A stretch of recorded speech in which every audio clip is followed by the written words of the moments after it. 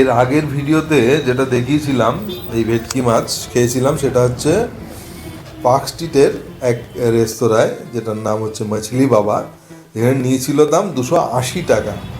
আর এটা হচ্ছে শিয়ালদা সুরেন্দ্রনাথ কলেজের সামনে রাস্তার ধারে ফুটপাতে। এখানে খেলাম যেটা 80 টাকা।